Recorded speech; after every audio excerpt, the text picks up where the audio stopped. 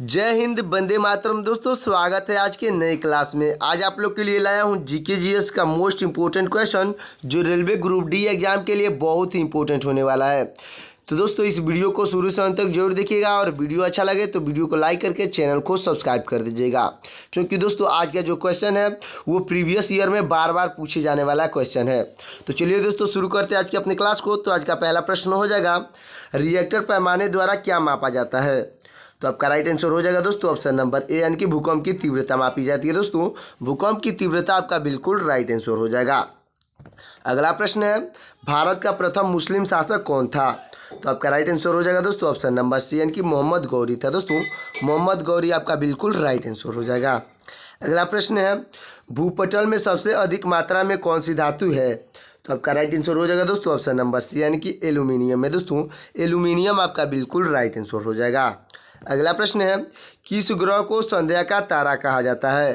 तो आपका right answer हो जाएगा ऑप्शन नंबर बी, यानी कि शुक्र ग्रह को संध्या का तारा कहा जाता है। अच्छे से याद रखिएगा। अगला प्रश्न है, वायुमंडल की सबसे निचली परत को क्या कहते हैं? तो आपका राइट आंसर हो जाएगा ऑप्शन नंबर सी, यानी कि क्षोभ मंडल कहते हैं। दोस्तों, क्षोभ मंडल आपका बिल्कुल राइट आंसर हो जाएगा। तो दोस्तों, हमारा अगला प्रश्न हो जाएगा, पृथ्वी को 1 डिग्री अक्षांश घूमने में कितना समय लगता है? तो आपका राइट आंसर हो जाएगा दोस्तों ऑप्शन नंबर बी, यानी कि 4 मिनट लगता है। दोस्तों, 4 मिनट आपका बिल्कुल राइट आंसर हो जाएगा। अगला प्रश्न है, विश्व में प्रथम महिला प्रधानमंत्री कौन थी? तो दोस्तों, आपका राइट आंसर हो जाएंगी ऑप्शन नंबर सी, यानी कि दोस्तों श्री मावो भंडार नायके हैं। दोस्तों, श्री मावो भंडार नायके आपके बिल्कुल राइट आंसर हो जाएंगी। अगला प्रश्न है, योजना आयोग को किस वर्ष में स्थापित किया गया? तो आपका राइट आंसर हो जाएगा ऑप्शन नंबर बी, यानी कि 1950 में स्थापित किया गया था। दोस्तों, 1950 आपका बिल्कुल राइट आंसर हो जाएगा। अगला प्रश्न है, किस वर्ष में बैंकों का राष्ट्रीयकरण किया गया था? तो आपका राइट आंसर हो जाएगा ऑप्शन नंबर बी, यानी कि 1969 में किया गया था। दोस्तों, 1969 आपका बिल्कुल राइट आंसर हो जाएगा। अगला प्रश्न है, स्वतंत्रता के लिए लंबी यात्रा पुस्तक के किसकी आत्मकथा है?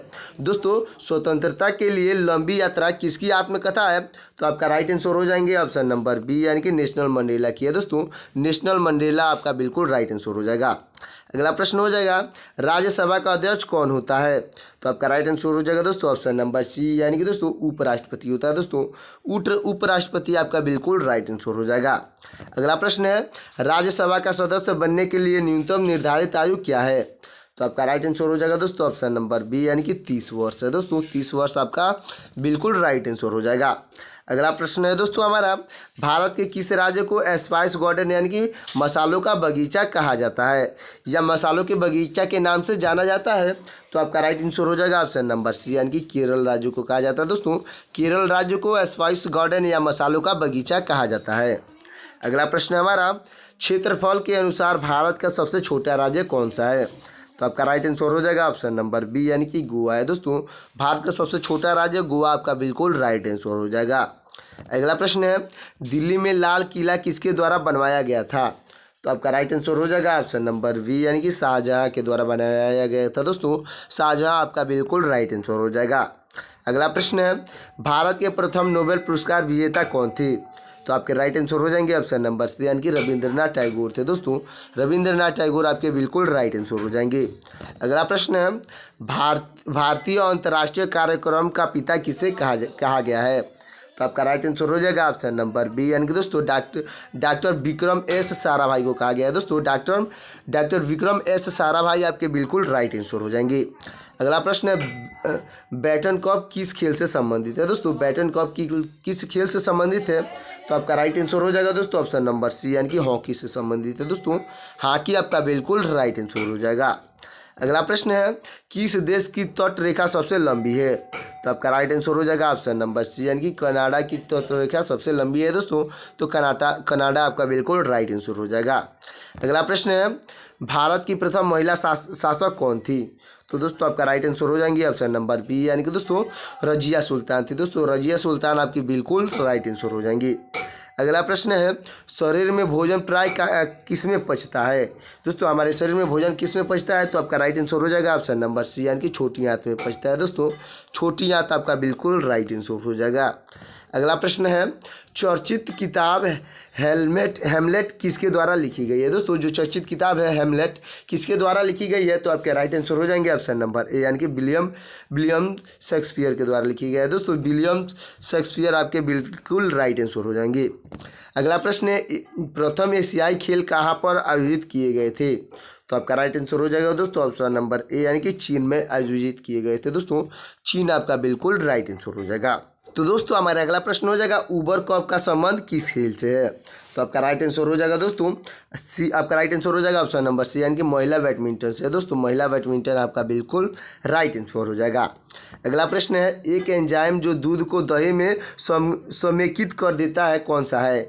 दोस्तों वो कौन सा एंजाइम है जो दूध को दही में समेकित कर देता है, तो आपका राइट आंसर हो जाएगा ऑप्शन नंबर बी, यानी कि रेनिन एंजाइम है। दोस्तों रेनिन एंजाइम आपका बिल्कुल राइट आंसर हो जाएगा। अगला प्रश्न है, संयुक्त राष्ट्र पर्यावरण कार्यक्रम यानी कि UNEP का मुख्यालय कहाँ स्थित है। दोस्तों क्वेश्चन कर रहा है, संयुक्त राष्ट्र पर्यावरण का कार्यक्रम का मुख्यालय कहाँ स्थित है, तो आपका राइट आंसर हो जाएगा ऑप्शन नंबर सी, यानी कि नैरोबी में स्थित है। दोस्तों नैरोबी आपका बिल्कुल राइट आंसर हो जाएगा। अगला प्रश्न है, दुरंड रेखा किन देशों के बीच महत्वपूर्ण सीमा है। दोस्तों दुरंड जो रेखा है वो किन देशों के बीच महत्वपूर्ण सीमा अपना उसका है, तो आपका राइट आंसर हो जाएगा ऑप्शन नंबर बी, यानी कि पाकिस्तान और अफगानिस्तान के बीच है। दोस्तों पाकिस्तान और अफगानिस्तान आपका बिल्कुल राइट आंसर हो जाएगा। दोस्तों हमारा अगला प्रश्न हो जाएगा, भूमध्य सागर का सबसे बड़ा द्वीप कौन सा है, तो आपका राइट आंसर हो जाएगा दोस्तों ऑप्शन नंबर सी, यानी कि सिसिली है। दोस्तों सिसिली आपका बिल्कुल राइट आंसर हो जाएगा, अच्छे से याद रखिएगा। अगला प्रश्न है हमारा, एशियाई सिंह कहाँ पाए जाते हैं, तो दोस्तों आपका राइट आंसर हो जाएगा ऑप्शन नंबर ए, यानी कि गुजरात में पाए जाते हैं। दोस्तों गुजरात आपका बिल्कुल राइट आंसर हो जाएगा, अच्छे से याद रखिएगा। अगला प्रश्न है, मोटर कार के धुएं से मानसिक रोग पैदा करने वाला प्रदूषण का नाम क्या है, तो आपका राइट आंसर हो जाएगा ऑप्शन नंबर सी, यानी कि शीशा है, जिसको लीड कहा जाता है। दोस्तों शीशा आपका बिल्कुल राइट आंसर हो जाएगा। अगला प्रश्न है, प्रिज्म से गुजरने पर प्रकाश का कौन सा रंग सबसे अधिक विचलन दर्शाता है, तो आपका राइट आंसर हो जाएगा ऑप्शन नंबर डी, यानी कि दोस्तों बैगनी रंग विचलन दर्शाता है सबसे अधिक, तो बैगनी रंग आपका बिल्कुल राइट आंसर हो जाएगा। अगला प्रश्न है, कोयले की खानों में विस्फोट करने वाला गैस प्राय कौन सी होती है, तो आपका राइट आंसर हो जाएगा ऑप्शन नंबर बी, यानी कि दोस्तों मीथेन गैस होती है। दोस्तों मीथेन गैस के द्वारा कोयले की खानों में विस्फोट की जाती है, तो मीथेन गैस आपका बिल्कुल राइट आंसर हो जाएगा। अगला प्रश्न है, भारत का राष्ट्रपति बनने से पहले भारत रत्न अवार्ड किसे मिला था, तो आपके राइट आंसर हो जाएंगे दोस्तों ऑप्शन नंबर बी, यानी कि डॉक्टर एस राधाकृष्णन को मिला था। दोस्तों डॉक्टर एस राधाकृष्णन आपके बिल्कुल राइट आंसर हो जाएंगे। अगला प्रश्न हमारा, भारत में सबसे बड़ा जनजातीय समुदाय कौन सा है, तो दोस्तों आपका राइट आंसर हो जाएगा ऑप्शन नंबर बी, यानी कि भील जनजाति है। दोस्तों भील जनजाति आपका बिल्कुल राइट आंसर हो जाएगा, अच्छे से याद रखिएगा। तो दोस्तों हमारा अगला प्रश्न हो जाएगा, संसद की किस वित्तीय समिति में राज्यसभा का कोई प्रतिनिधित्व नहीं होता है, तो आपका राइट आंसर हो जाएगा दोस्तों ऑप्शन नंबर बी, यानी कि प्रकलन समिति का कोई प्रतिनिधित्व नहीं होता है, अच्छे से याद रखिएगा। अगला प्रश्न हो जाएगा, राज्यसभा के सदस्यों का चुनाव कितनी अवधि के लिए किया जाता है, तो आपका राइट आंसर हो जाएगा दोस्तों ऑप्शन नंबर बी, यानी कि 6 वर्षों के लिए किया जाता है। दोस्तों 6 वर्ष आपका बिल्कुल राइट आंसर हो जाएगा। अगला प्रश्न है, ज्ञानपीठ पुरस्कार किस क्षेत्र वालों को दिया जाता है, तो आपका राइट आंसर हो जाएगा ऑप्शन नंबर बी, यानी कि साहित्य के से संबंधित लोगों को दिया जाता है। दोस्तों साहित्य आपका बिल्कुल राइट आंसर हो जाएगा, अच्छे से याद रखिएगा। तो हमारा अगला प्रश्न हो जाएगा, किसी क्षेत्र में जनसंख्या का घनत्व किसकी संख्या से मापा जाता है, तो आपका राइट आंसर हो जाएगा दोस्तों ऑप्शन नंबर ए, यानी कि प्रति वर्ग किलोमीटर लोगों की जनसंख्या द्वारा मापी जाती है। दोस्तों प्रति वर्ग किलोमीटर लोगों की जनसंख्या आपका बिल्कुल राइट आंसर हो जाएगा। अगला प्रश्न है, कैंसर के उपचार के लिए प्रयुक्त उत्कृष्ट गैस कौन सी है। दोस्तों कैंसर के उपचार के लिए प्रयुक्त उत्कृष्ट गैस कौन सी है, तो आपका राइट आंसर हो जाएगा दोस्तों ऑप्शन नंबर सी, यानी कि रेडान गैस है। दोस्तों रेडान आपका बिल्कुल राइट आंसर हो जाएगा। अगला प्रश्न है हमारा, आजकल सड़कों पर रोशनी के लिए लैंपों का प्रयोग किया जाता है, उसमें कौन सा गैस प्रयुक्त किया जाता है, तो आपका राइट आंसर हो जाएगा दोस्तों ऑप्शन नंबर बी, यानी कि सोडियम गैस का प्रयोग किया जाता है। दोस्तों सोडियम गैस आपका बिल्कुल राइट आंसर हो जाएगा। अगला प्रश्न हो जाएगा, नीलगिरी पहाड़ियों में पेड़ की कौन सी सामान्य जाति है, तो आपका राइट आंसर हो जाएगा दोस्तों ऑप्शन नंबर बी, यानी कि यूकेलिप्टस होती है। दोस्तों यूकेलिप्टस आपका बिल्कुल राइट आंसर हो जाएगा। अगला प्रश्न है, चेचक के लिए टीके का आविष्कार किसने किया था, तो आपका राइट आंसर हो जाएंगे दोस्तों ऑप्शन नंबर बी यानी कि एडवर्ड जेनर ने किया था दोस्तों। एडवर्ड जेनर आपके बिल्कुल राइट आंसर हो जाएंगे। अगला प्रश्न है हमारा, ब्रिटिश संसद का सदस्य बनने वाला पहला भारतीय कौन था? तो आपका राइट आंसर हो जाएगा दोस्तों ऑप्शन नंबर बी यानी कि दादा भाई नौरोजी थे दोस्तों। दादा भाई नौरोजी आपके बिल्कुल राइट आंसर हो जाएंगे। अगला प्रश्न है, अंतर्राष्ट्रीय परमाणु ऊर्जा एजेंसी यानी कि IAEA का मुख्यालय कहाँ स्थित है? तो आपका राइट आंसर हो जाएगा दोस्तों ऑप्शन नंबर बी यानी कि वियना में स्थित है दोस्तों। वियना आपका बिल्कुल राइट आंसर हो जाएगा। दोस्तों हमारा अगला प्रश्न हो जाएगा, भारत के राष्ट्रपति के चुनाव के लिए नागरिक को कितनी आयु पूरी कर लेनी चाहिए? यानी कि दोस्तों भारत के राष्ट्रपति के लिए की न्यूनतम आयु कितनी है? तो आपका राइट आंसर हो जाएगा ऑप्शन नंबर सी यानी कि 35 वर्ष है दोस्तों। 35 वर्ष आपका बिल्कुल राइट आंसर हो जाएगा। अगला प्रश्न है, किसने कहा था अच्छा नागरिक अच्छा राज्य बनाता है और बुरा नागरिक बुरा राज्य बनाता है? तो आपका राइट आंसर हो जाएगा ऑप्शन नंबर सी यानी कि अरस्तु ने कहा था दोस्तों। अरस्तु आपके बिल्कुल राइट आंसर हो जाएंगे। अगला प्रश्न हो जाएगा, यंग इंडिया और हॉरिजॉन का संपादक कौन था? तो आपका राइट आंसर हो जाएंगे ऑप्शन नंबर सी यानी कि महात्मा गांधी थे दोस्तों। महात्मा गांधी आपके बिल्कुल राइट आंसर हो जाएंगे, अच्छे से याद रखिएगा। अगला प्रश्न हो जाएगा, रिहंद बांध परियोजना से किन राज्यों की सिंचाई होती है? तो आपका राइट आंसर हो जाएगा दोस्तों ऑप्शन नंबर ए यानी उत्तर प्रदेश और बिहार के लोगों की सिंचाई होती है दोस्तों। उत्तर प्रदेश और बिहार आपका बिल्कुल राइट आंसर हो जाएगा, अच्छे से याद रखिएगा। अगला प्रश्न है, उपभोक्ता दिवस कब मनाया जाता है? तो आपका राइट आंसर हो जाएगा ऑप्शन नंबर बी यानी कि 15 मार्च को मनाया जाता है दोस्तों। 15 मार्च को उपभोक्ता दिवस मनाया जाता है, अच्छे से याद रखिएगा। अगला प्रश्न है, भारतीय राष्ट्रीय कांग्रेस का प्रथम अध्यक्ष कौन था? तो आपका राइट आंसर हो जाएगा दोस्तों ऑप्शन नंबर बी यानी कि दोस्तों व्योमेश चंद्र बनर्जी थे दोस्तों।